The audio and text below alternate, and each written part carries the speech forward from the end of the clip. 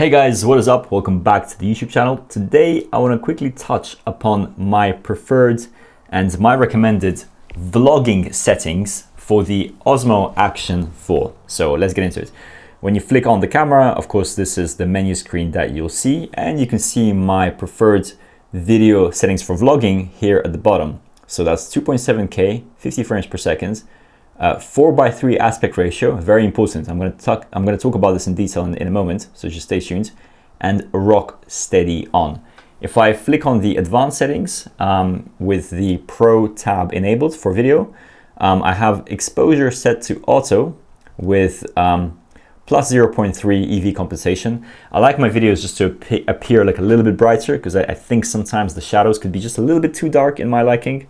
And then ISO is usually set to 100 to 1600 ISO. So yep, that's me.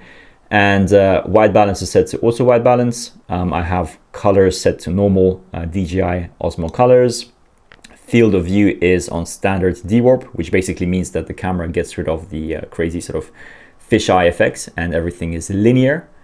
And in terms of custom settings, I have sharpness turned down to -2 and noise reduction to -1. Now, let me talk about this element here, the 4:3 aspect ratio, and why 2.7K resolution. So for me, it's all about efficiency. When I go out in the field and I'm recording videos and I'm recording travel vlogs, or I'm just recording something for myself, like something for fun that I can use and document, I just want to have the most efficient settings that I can reuse across multiple platforms. And unfortunately, the two main platforms that creators are going to be dealing with in today's age is YouTube and Instagram. However, the issue is that both platforms are consumed differently. Obviously, with YouTube, you're watching this video right now, and you're watching this video in a 16:9 aspect ratio, which is like a landscape video. It's, mostly like across here. This is the real estate. And of course, on Instagram, this is reversed. You are consuming vertical videos.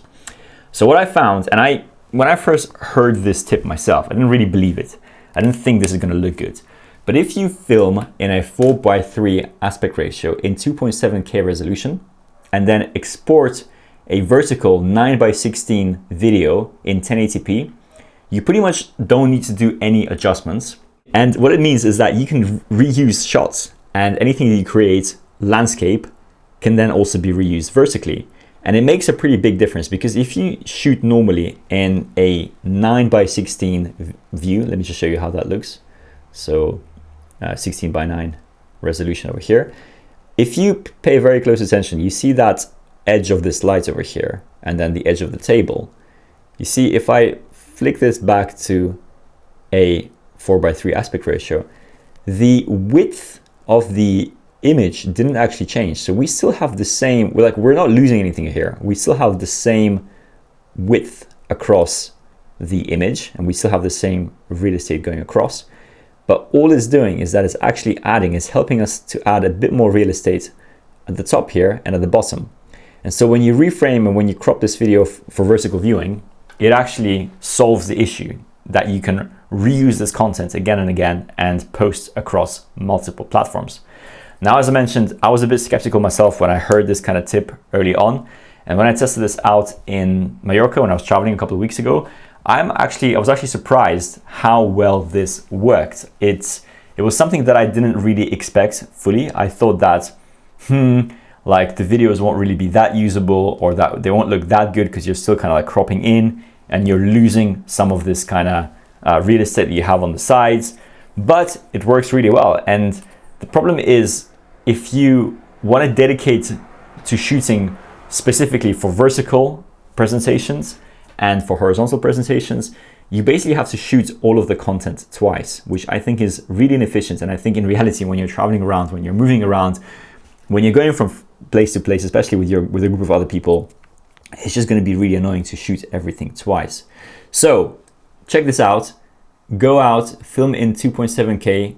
The reason why I'm filming in 50 frames per second, just because it gives me the option to kind of get a bit of slow motion if I wanted to. And also, I think when you give the camera more frames to work with, the Rocksteady actually works better.